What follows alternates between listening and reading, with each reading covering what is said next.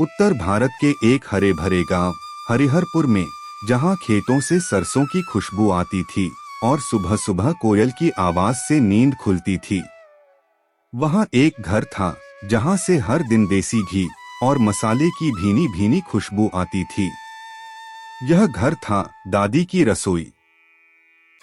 यह कहानी है एक परिवार की जिसमें 3 पीढ़ियां एक साथ रहती थीं। बुजुर्ग दादी जी, उनके बेटे बहू और 2 पोते पोतियां आरव और नंदिनी। दादी जी यानी सावित्री देवी, उम्र करीब 75 साल। सफेद बाल, माथे पर बड़ी सी लाल बिंदी और चेहरे पर एक शांति थी जो वक्त के अनुभव से आती है। उनकी खासियत थी उनका खाना। जो भी उनके हाथ का बना खाना खा ले, वह दोबारा मांगता था। कड़ी हो या आलू प्याज की सब्जी या उनकी खास मूंग की दाल की खिचड़ी, हर दिशा में उनका प्यार झलकता। गांव में जब भी कोई बच्चा बीमार पड़ता तो उसकी माँ यही कहती, दादी की खिचड़ी खिला देंगे, 2 दिन में ठीक हो जाएगा। लेकिन नए जमाने की हवा चल रही थी। बेटा मोहन और बहू कविता अब आधुनिक सोच वाले थे। कविता को लगता कि दादी का खाना ओल्ड फैशन का है। कविता ने अपनी दादी जी से कहा, दादी जी, जमाना बदल चुका है। अब लोग पुराने जमाने का खाना नहीं खाते। अब लोग पिज्जा, बर्गर, ओट्स, मैगी खाते हैं। आरव और नंदिनी अब स्कूल के साथ साथ मोबाइल और इंटरनेट की दुनिया में थे। मैगी, बर्गर, पिज्जा उन्हें पसंद थे। उन्हें दादी के हाथ की सब्जियां फीकी लगती थी। कई बार नंदिनी मुंह बनाकर कहती, दादी जी, आपकी सब्जी में इंस्टा टेस्ट नहीं है। आपकी सब्जी में बर्गर, पिज्जा जैसा स्वाद नहीं आता।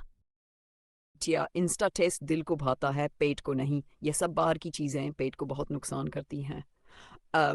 घर का खाना स्वास्थ्य के लिए लाभदायक होता है। धीरे धीरे ऐसा हुआ कि दादी की रसोई से कम आवाजाही होने लगी। कविता ने नया किचन रिनोवेट कर दिया। नए किचन में माइक्रोवेव, एयर फ्रायर और बहुत कुछ लगवा लिया। दादी की चूल्हे वाली रसोई अब बस नाम की रह गई थी। एक दिन गांव में घोषणा हुई, ग्राम महोत्सव में पहली बार पारंपरिक व्यंजन प्रतियोगिता रखी जा रही है। इस प्रतियोगिता में घर का कोई एक सदस्य भाग ले सकता है। जो सबसे स्वादिष्ट और देसी खाना बनाएगा उसे जिला स्तर पर ऊपर भेजा जाएगा। इस खबर को सुनकर गांव में हलचल मच गई। कविता ने तय कर लिया कि वह क्विनोआ उपमा और सोया टिक्की से जीत हासिल करेगी। उसने प्रतियोगिता की तैयारी शुरू कर दी। पर दादी चुपचाप अपनी रसोई में दोपहर को कुछ बनाती रही, बिना किसी प्रदर्शन के। आरव अब 14 साल का हो गया था। वह खेलकूद में बहुत होशियार था, लेकिन वह घर का खाना कम खाता था और बाहर की चीजें ज्यादा। एक दिन उसने देखा कि दादी मिट्टी की हांडी में कुछ पका रही हैं। उसने दादी के पास जाकर दादी से पूछा, दादी, ये क्या बना रही है? गांव वाली कड़ी, थोड़ी तीखी, थोड़ी खट्टी। ये कड़ी तेरे पापा को बहुत पसंद थी जब वो छोटा था। आरव ने चखकर देखा और वह चौंक गया। दादी, ये तो पिज्जा, बर्गर से भी ज्यादा मजेदार है।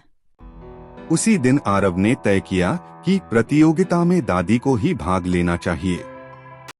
प्रतियोगिता वाले दिन गांव की चौपाल पर कई स्टॉल लगे थे। कविता का स्टॉल चमक रहा था। बड़े बड़े पोस्टर, फैंसी डिश नेम और ढेर सारे अंग्रेजी शब्द। दादी का स्टॉल सबसे ज्यादा सादा था। बस 2 पत्तलें, कुछ गुनगुनाती रेसिपीज और लकड़ी की पुरानी हांडी में गर्मा गर्म कढ़ी चावल।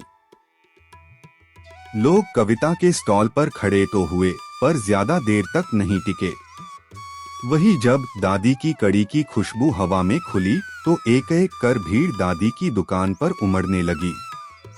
जज ने जैसे ही पहला कौर खाया, आंखें बंद कर ली और कहा, कितनी स्वादिष्ट सब्जी है, इसमें तो माँ के हाथों जैसा स्वाद है। प्रतियोगिता का परिणाम आया, दादी जी पहले स्थान पर रहीं। उनका नाम जिला स्तर पर भेजा गया। कविता को यह देखकर यकीन नहीं हुआ, लेकिन उससे भी ज्यादा चौंकाने वाला था आरव और नंदिनी का व्यवहार। अब वे दोनों रोज दादी के साथ बैठकर खाना खाते। नंदिनी दादी से कहती है, दादी जी, आप इंस्टाग्राम पर रील बना सकती हैं। ये बहुत मजेदार होगा और आपके कई प्रशंसक बन जाएंगे। हमारे रील तो यही है बेटा, जहाँ स्वाद है वहीं यादें बनती हैं। कविता भी अब धीरे धीरे दादी से पारंपरिक रेसिपीज सीखने लगी। उसने अपने इंस्टाग्राम अकाउंट पर एक नई सीरीज शुरू की, जिसका नाम था दादी की रेसिपीज, जो हिट हो गई। आज दादी की रसोई गांव ही नहीं बल्कि पूरे जिले में मशहूर हो चुकी है। स्कूल के बच्चे वहां ट्रिप पर आते हैं और हर कोई कहता है, असली खाना वही है जो दिल से बने और दादी के हाथ से निकले। इस कहानी से हमें यह सीख मिलती है कि जीवन में परिवर्तन जरूरी है, लेकिन हमें अपनी जड़ें नहीं भूलनी चाहिए। परंपरा और आधुनिकता अगर साथ चलें तो जीवन और स्वाद दोनों संवर जाते हैं।